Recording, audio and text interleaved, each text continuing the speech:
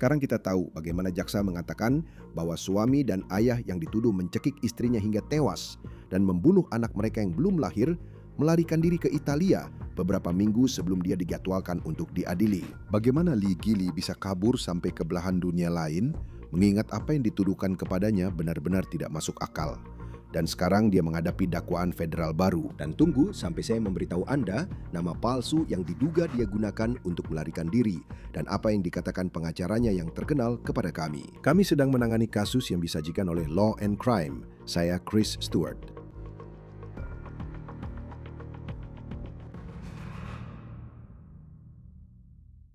Lee Gili dijadwalkan untuk diadili pada 29 Mei. Sungguh mengejutkan bahwa seorang pria dengan tuduhan seberat itu diizinkan tidur di tempat tidurnya sendiri sejak dia membayar jaminan pada Oktober 2024.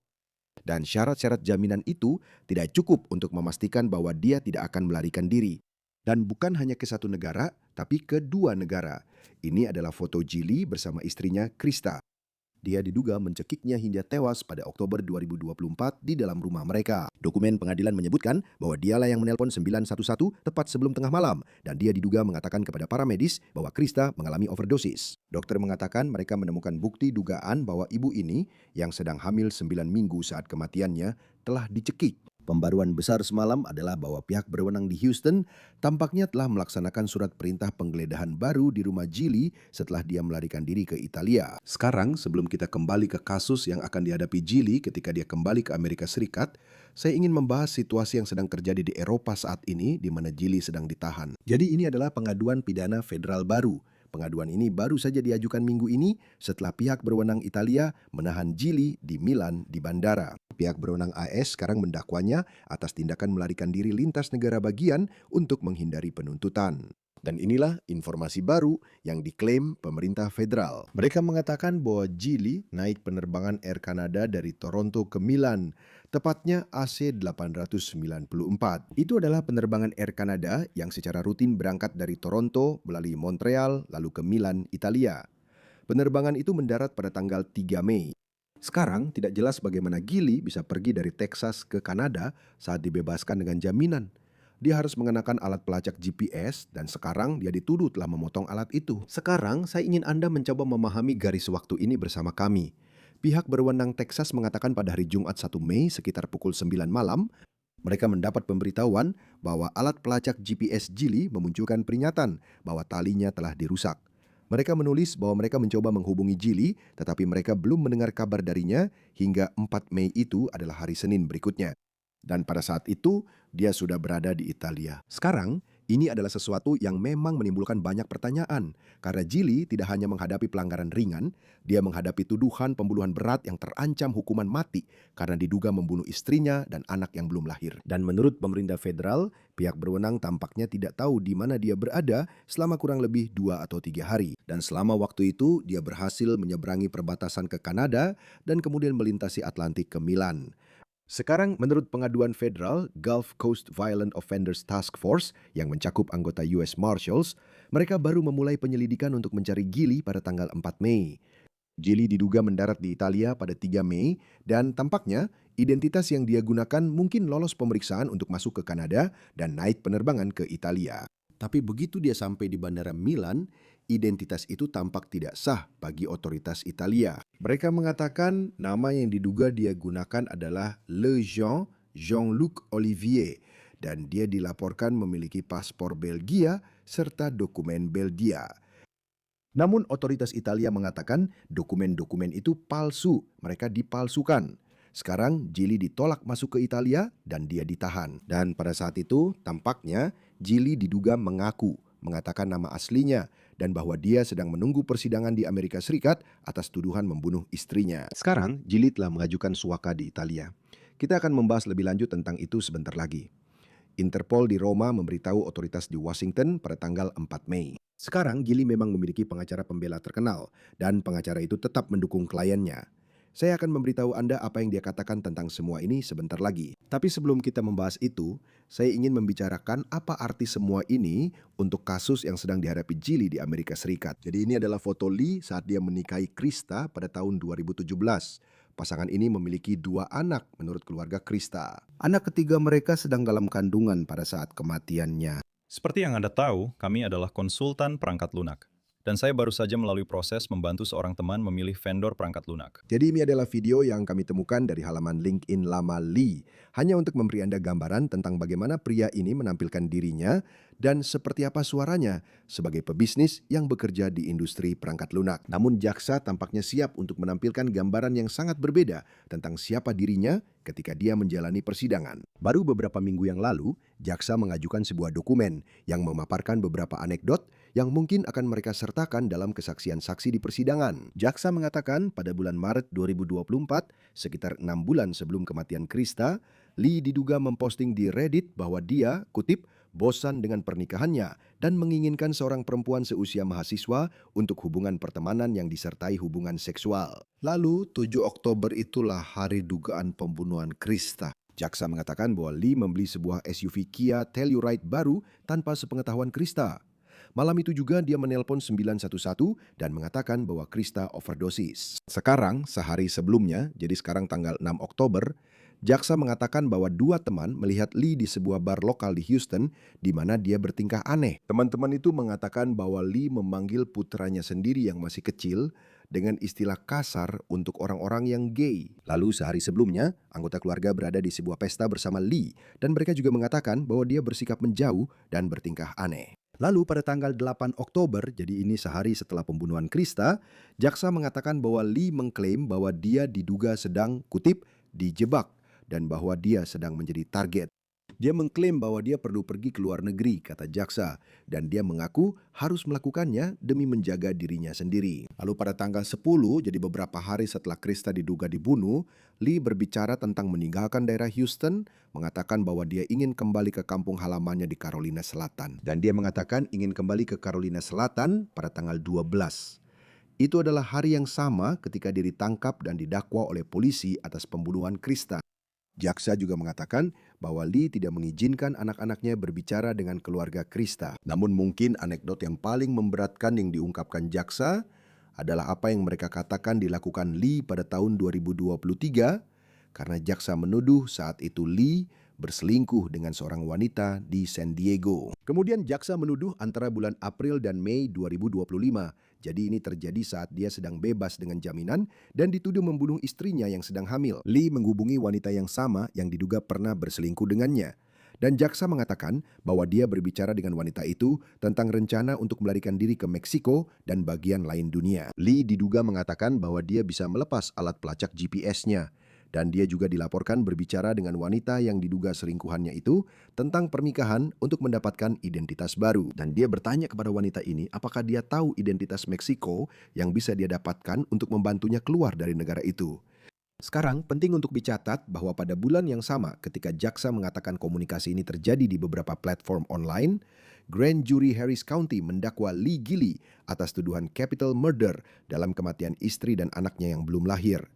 Sekarang menarik bahwa Lee terbang ke Italia. Negara itu tidak akan mengizinkan ekstradisi seseorang yang menghadapi kemungkinan dijatuhi hukuman mati. Sekarang kita tidak tahu apakah itu memang alasan khusus mengapa Lee Gilley terbang ke Italia. Dan meskipun dia menghadapi tuduhan capital murder, jaksa belum mengatakan apakah mereka akan menuntut hukuman mati dalam kasus ini. Sekarang Anda mungkin bertanya-tanya, bagaimana seseorang yang dituduh membunuh istrinya dan anak yang belum lahir, sementara 2 anak lainnya ada di rumah, bisa diizinkan bebas dengan jaminan sambil menunggu persidangan atas tuduhan pembunuhan berencana? Sekarang, ini adalah rekaman video Lee saat pertama kali muncul di pengadilan setelah penangkapannya pada tahun 2024 menurut televisi KHOU. Hakim menetapkan jaminan Lee sebesar $1 juta. Sekarang, itu adalah jumlah uang yang sangat besar bagi kebanyakan orang. Tetapi bagi Lee Gilley, dia mampu mengajukannya melalui jaminan pihak ketiga. Sekarang, sebelum saya memberitahu Anda bagaimana pengacara Lee menanggapi kliennya yang diduga melarikan diri ke Eropa sebelum persidangan, saya ingin memperkenalkan siapa pengacaranya. Namanya Dick DeGuerin. Saya senang Anda memakai masker. Baiklah, jadi kita berdua ada di lantai. Siku kiri saya ada di lantai. Tangan kanan saya berada di atas senjata. Sekarang, itu adalah DeGuerin dalam pembelaannya terhadap seorang pria bernama Robert Durst yang mungkin Anda ingat dari dokumenter True Crime di HBO berjudul The Jinx. Sekarang dalam adegan ini, Degerin memeragakan apa yang dikatakan kliennya terjadi saat kliennya diduga bergulat memperebutkan senjata dari tetangganya, Maurice Black. Durst mengaku bersalah telah memotong-motong tubuh Black, tetapi dibebaskan dari tuduhan pembunuhan karena kurangnya bukti forensik. Sekarang, pada malam ketika Krista meninggal, jaksa mengatakan bahwa Lee mengakui bahwa mereka berdua sedang bertengkar. Catatan juga menunjukkan bahwa Lee mengatakan istrinya tidak memiliki riwayat penggunaan narkoba atau riwayat kecenderungan bunuh diri. KPRC mengatakan bahwa pengacara Lee berencana untuk berargumen bahwa Krista meninggal karena kondisi medis yang sudah ada sebelumnya. Sekarang, Degerin mengajukan permohonan bulan lalu yang meminta agar pernyataan yang diduga dibuat Lee pada malam kematian Krista dikesampingkan. Degerin mengklaim bahwa kliennya diborgol dan diinterogasi, tetapi tidak pernah dibacakan hak-hak Mirandanya. Setelah Lee melarikan diri ke Italia, Degerin mengatakan kepada kami bahwa dia belum berbicara dengan kliennya di luar negeri, tetapi dia sedang berusaha menghubunginya. Dan dia mengatakan kepada televisi KPRC bahwa dia tidak merasa terkejut Lee akan menghadapi dakwaan federal baru ini. Dan dia juga mengatakan karena Gili secara teknis belum diterima di Italia, dia dihentikan di pos pemeriksaan bea cukai di bandara. Dia percaya bahwa proses ekstradisi sebenarnya bisa berjalan cepat dan berpotensi dia bisa kembali ke Amerika Serikat untuk diadili, yang menurut catatan pengadilan dijadwalkan pada 29 Mei. Degerin juga mengatakan dia tidak percaya bahwa kliennya melarikan diri ke Eropa menunjukkan kesadaran akan kesalahannya. Dia mengatakan bahwa dia percaya kliennya merasa ketakutan. Sekarang, keluarga dan teman-teman Krista telah menggalang dukungan untuknya di media sosial karena kisah ini telah mendapat perhatian nasional sejak malam tragis di tahun 2024 ketika Krista dan anak yang dikandungnya kehilangan nyawa. Sekarang, Krista adalah lulusan yang bangga dari Universitas Clemson. Dia dicintai oleh banyak orang dan keadilan untuk Krista menjadi perhatian di media sosial. Halaman tersebut membuat sebuah unggahan yang mengatakan, kutip, "Kami sedang mengikuti berita terbaru dari pengadilan pidana hari ini. Kami sangat terpukul, kami sangat ketakutan, kami sedang mencoba memahami semuanya. Mohon bersabar dengan kami saat kami terus menjalani mimpi buruk yang tak berkesudahan ini." Bergabung bersama kami untuk membahas lebih lanjut tentang kasus ini adalah Jack Rice, pengacara pembela pidana, mantan jaksa, dan mantan petugas CIA. Sungguh orang yang tepat untuk membicarakan hal ini. Apa yang menurut Anda menonjol tentang bagaimana Lee Gili bisa pergi tidak hanya ke Italia, tetapi dia juga harus melewati Kanada untuk sampai ke sana? Sungguh luar biasa. Ya, ada begitu banyak aspek dalam kasus ini, Chris. Karena kalau kita pikirkan, ini bukan hanya tentang dia melepas gelang kaki elektroniknya. Itu satu bagian. Bagaimana dia melakukannya? Berapa lama waktu yang dibutuhkan pihak berwenang di Texas untuk menyadari hal itu? Itu satu pertanyaan. Pertanyaan berikutnya adalah, bagaimana dia bisa pergi dari Texas ke Kanada? Dan kamu sebenarnya berpindah dari Toronto ke Montreal. Bagaimana kamu melakukannya? Dan bahkan sebelum kita sampai di sana, bagaimana dia bisa mendapatkan paspor Belgia palsu, lalu mencoba pergi ke Milan. Kita tahu bahwa ini melibatkan bukan hanya pihak berwenang di Texas. Kita tahu ini melibatkan polisi berkuda kerajaan Kanada. Kita tahu ini melibatkan Milan dan pihak berwenang Italia, tapi juga melibatkan Interpol. Interpol di Roma, Interpol di Washington DC. Jadi ini sangat kompleks. Ya, dan satu hal juga, kalau saya memikirkan bepergian ke luar negeri, saya merasa mereka memeriksa paspor Anda berkali-kali, bahkan sebelum naik pesawat. Dan sekarang, dalam banyak kasus, itu dipindai. Bukan hanya melihat paspor Anda, memberi cep, lalu lanjut. Ada proses pemindaian, mungkin biasanya dilakukan oleh petugas boarding, dan entah bagaimana dia bisa ikut penerbangan ini. Bagian lain yang menarik perhatian saya adalah tanggal-tanggalnya. Jadi pada 1 Mei ada sesuatu yang salah dengan alat pemantau pergelangan kakinya. 3 Mei dia mendarat di Italia. Lalu pada 4 Mei satuan tugas mulai bergerak, termasuk Marskal Amerika Serikat, untuk mencoba menemukannya. Bagaimana itu bisa terjadi?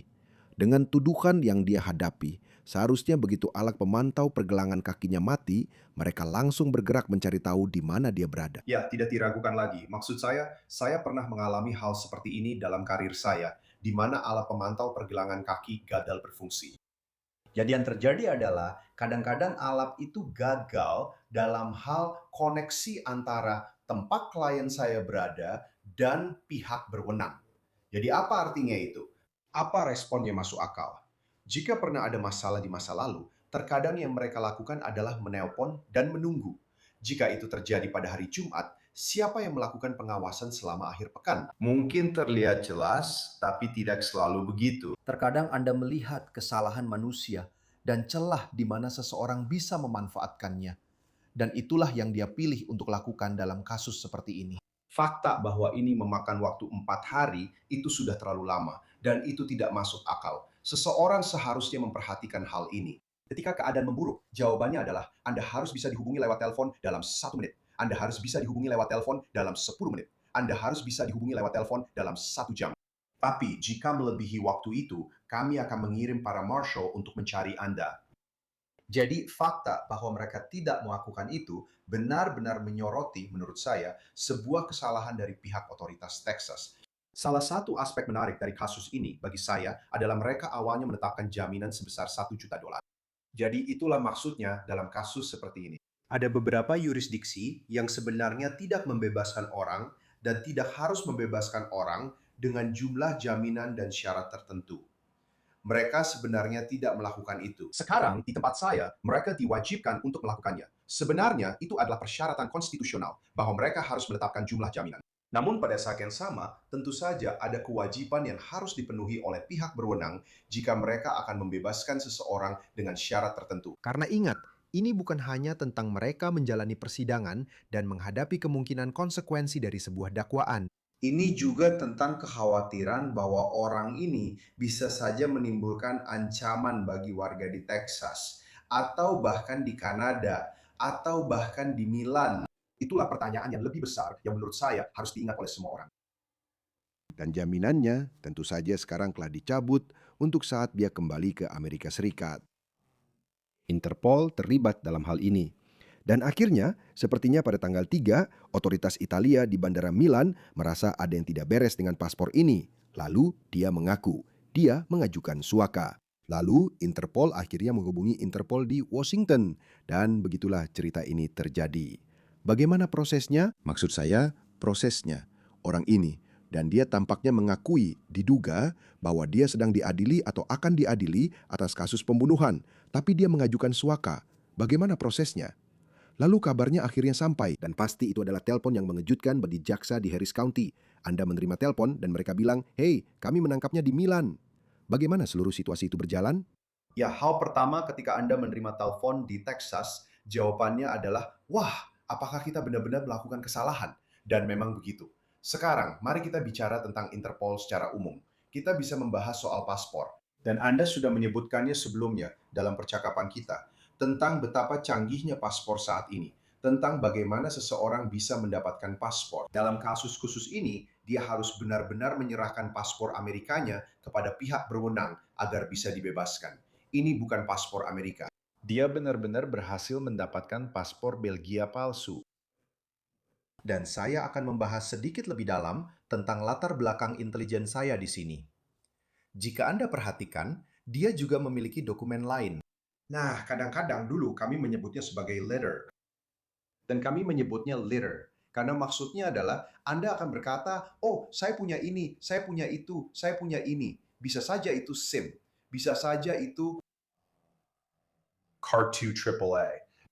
Bisa saja itu struk dari rumah makan lokal. Mungkin juga ada hal lain di dompet saya, sehingga saya bisa bilang, oh, itu benar-benar aneh. Saya memang sedang mengalami beberapa masalah dengan paspor saya. Dan kamu harus ingat, paspor itu canggih, bukan hanya paspor Amerika saja.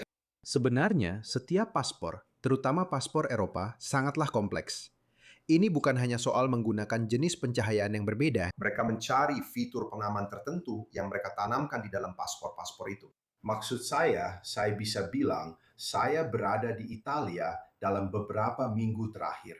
Dan yang pernah terjadi pada saya sebelumnya adalah saya pernah diminta ke samping mari kita lihat, di Belanda, Stockholm, Paris, Praha dalam beberapa tahun terakhir. Karena mereka bilang wajah Anda terlalu gemuk.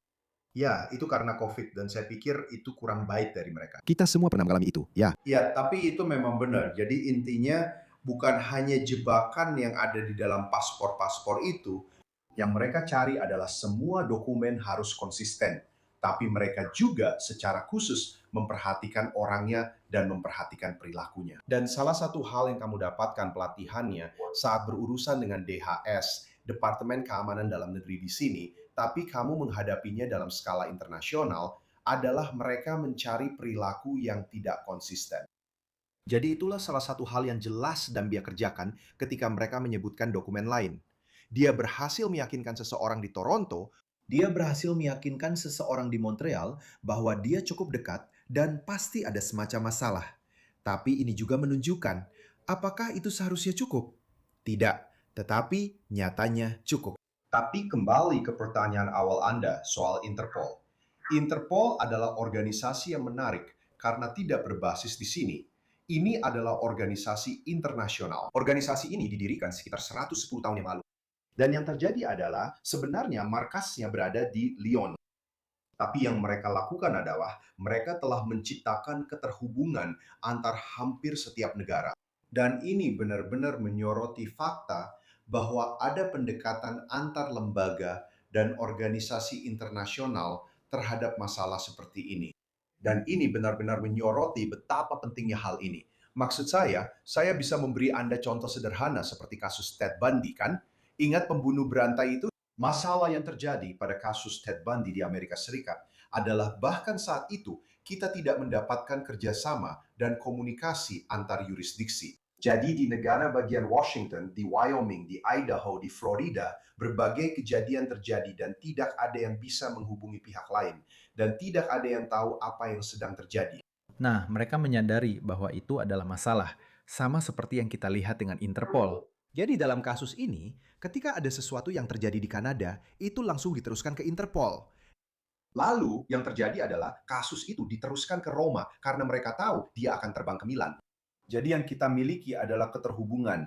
Itu yang memastikan ketika ada yang berjalan buruk atau tidak beres, jalur koordinasinya tetap ada. Oleh karena itu, Interpol di Roma menghubungi Interpol di Washington DC untuk mencari seorang warga negara Amerika karena mereka yakin kasus ini memang seperti yang mereka duga. Jadi itulah koneksi kerjasama internasional yang menurut saya sangat penting dan benar-benar luar biasa. Ketika kamu berbicara tentang menangani kejahatan internasional, Atau menangani mereka yang mungkin sedang melarikan diri dari tuntutan hukum. Apakah mereka berasal dari Texas atau dari New York, atau apakah mereka dari Paris atau dari Copenhagen? nah dan ketika juga ada beberapa dokumen dan ini sebelum dia diduga melarikan diri, di mana pihak berwenang atau jaksa memasukkan ke dalam dokumen ada beberapa anekdot yang akan mereka gunakan di persidangan yang dijadwalkan mulai 29 Mei. Kita akan lihat apakah itu benar-benar terjadi. Dan sehari setelah istrinya meninggal, dia diduga membicarakan tentang meninggalkan negara itu. Mereka menuduh dia berselingkuh pada tahun 2023. Dan kemudian berbicara kepada wanita itu, mereka mengatakan dia berbicara kepadanya pada tahun 2025 tentang kemungkinan mencari kartu identitas di Meksiko. Jadi ini adalah seseorang yang sudah bebas dengan jaminan, yang biasanya tidak Anda lihat dalam kasus dengan ancaman hukuman mati, bisa tidur di tempat tidur sendiri pada malam hari, bahkan dengan GPS. Dan kemudian dia melakukan percakapan-percakapan ini. Apakah itu sesuatu yang diperbolehkan? Maksud saya, apakah Anda boleh melakukan percakapan seperti itu? Maksud saya, jika Anda adalah pihak berwenang dan Anda melihat, hey, orang ini membicarakan tentang pergi ke luar negeri, tapi dia belum melakukannya. Itu hampir menambah betapa konyolnya dia bisa keluar negeri, karena seharusnya tidak. Maksud saya tahu kita melihat ini dari sudut pandang setelah kejadian dengan membaca dokumen. Tapi sepertinya orang ini memang sudah lama memikirkannya. Ya, ini benar-benar menambah ancaman juga, bukan? Dan masalah sebenarnya yang muncul dari situ adalah jika kita memikirkan syarat pembebasannya, apa yang sebenarnya wajib dia lakukan? Dia seharusnya tetap berkomunikasi. Dia seharusnya tetap mematuhi hukum. Dan dia juga seharusnya melakukan beberapa hal tertentu lainnya. Nah, masalah yang kadang terjadi ketika seseorang dibebaskan tentu saja adalah jika kamu melakukan sesuatu yang sebenarnya bukan kejahatan. Tapi ini jelas menyoroti masalah ini. Yang bisa terjadi adalah hal itu bisa saja dapat diterima sebagai bukti untuk dakwaan utamanya, tapi belum tentu sampai pada tingkat di mana kamu dianggap melanggar syarat atau ketentuan pembebasanmu. Masalah sebenarnya tentu saja adalah perilakunya sangat jelas menunjukkan potensi peningkatan risiko untuk melarikan diri. Sekarang, Sebenarnya, saat saya memikirkan pertanyaan itu, salah satu hal yang bisa terjadi adalah Anda bisa menetapkan jaminan dalam sebuah kasus, dan seorang hakim bisa menetapkan jaminan dalam sebuah kasus. Tetapi jika kondisinya berubah, Anda memiliki kemampuan untuk membawanya kembali ke hakim dan meminta hakim untuk menurunkan atau menaikkan jaminan tergantung pada pihak mana Anda berada, dan mengatakan bahwa kondisinya telah berubah sejak kami pertama kali menetapkan jaminan. Jadi, misalnya, jika yang Anda dapatkan adalah sesuatu di tahun 2025 yang mengatakan dia mencoba mencari paspor palsu di Meksiko, atau dia berencana pergi ke Meksiko, sejujurnya, jaksa di Texas bisa saja membawa ini kembali ke pengadilan dan berkata, Anda tahu apa? Kami meminta agar jaminannya dinaikkan atau kami meminta agar Anda menahannya karena dia memiliki risiko melarikan diri yang lebih besar dari yang kami kira. Dan ini adalah kasus hukuman mati. Dick DeGuerin adalah pengacaranya, pengacara pembela yang terkenal. Banyak orang mengingatnya dari persidangan Robert Durst, dan dia juga, Anda tahu, punya banyak klien terkenal lainnya. Ketika saya menghadiri sidang dakwaan, dan kita semua pernah melihatnya, tentu saja, Anda tahu, Anda sering melakukannya. Anda selalu mendengar pengacara pembela berkata, Anda tahu, mencoba mendapatkan jaminan yang baik untuk kliennya. Misalnya, mungkin dia tidak punya catatan kriminal. Dia punya keterikatan dengan komunitas. Anda tahu, dalam kasus ini, dia berhasil mendapatkan hasil yang cukup menguntungkan, sepertinya, untuk kliennya, yang kemudian akhirnya bisa pulang ke rumah, tetapi harus memakai alat pemantau GPS. Ketika sesuatu seperti ini terjadi, apakah pengadilan memandang negatif terhadap pengacara pembela? Seperti kembali ke, Anda tahu, membaca pernyataan Anda bilang, seolah-olah Anda bilang dia akan datang. Dan kemudian dalam kasus ini kasus yang agak dramatis, karena dia pergi ke Eropa. Maksud saya tahu sebagai pengacara pembela Anda melakukan yang terbaik untuk klien Anda. Tetapi bagaimana pengadilan memandang pengacara pembela dalam situasi seperti ini? Wah, itu pertanyaan yang bagus. Saya tidak tahu apakah ada yang pernah menanyakannya kepada saya. Saya telah melakukan ribuan dan ribuan pengajuan penangguhan penahanan. Dan satu hal yang wajib kami lakukan adalah kami tidak boleh berbohong kepada pengadilan. Kami tidak boleh melakukan penipuan atau menyembunyikan sesuatu dari pengadilan. Jadi misalnya, jika dia memiliki pengetahuan apapun tentang kliennya yang berencana melakukan X, Y, atau Z, maksud saya pada saat dia menyampaikan argumen, maka dia seharusnya mengubah cara dia menyampaikan argumen sejak awal. Apakah itu membuat pengacara pembela terlihat buruk?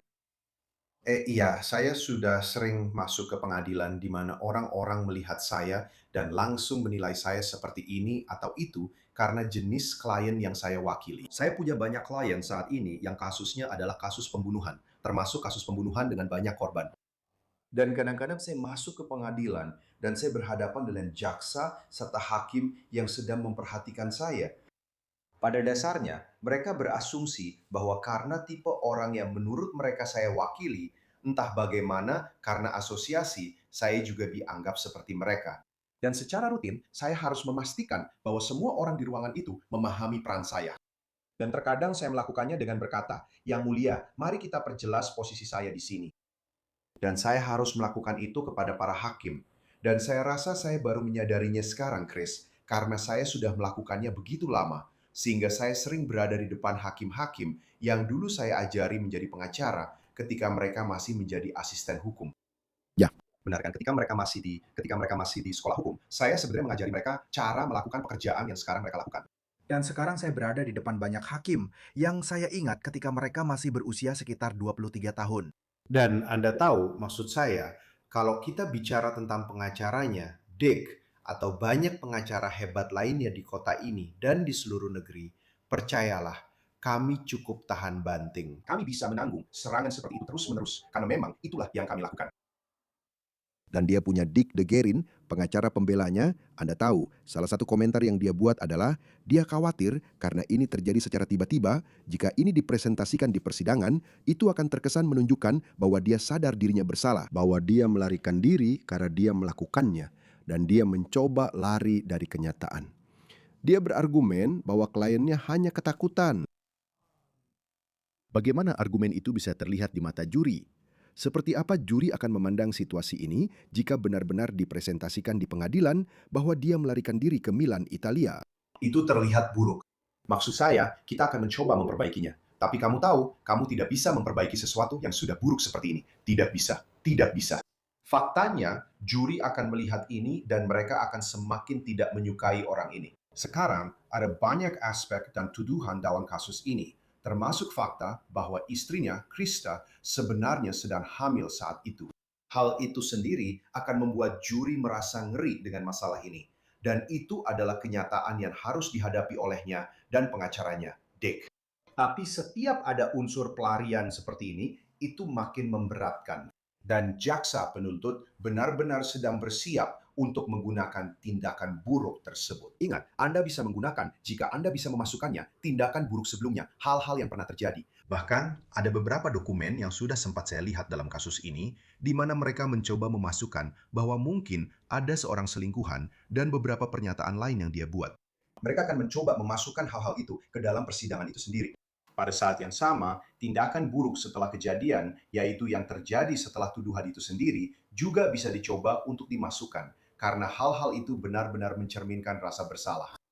Itu mencerminkan tindakan melarikan diri, karena apakah orang yang tidak bersalah akan melarikan diri, itulah argumen yang pasti akan digunakan oleh jaksa penuntut. Dan sejujurnya, Dick sudah cukup kerepotan dengan saksi pelapor atau korban, karena kita belum sampai ke sana, yaitu istri yang sudah meninggal dan sedang hamil.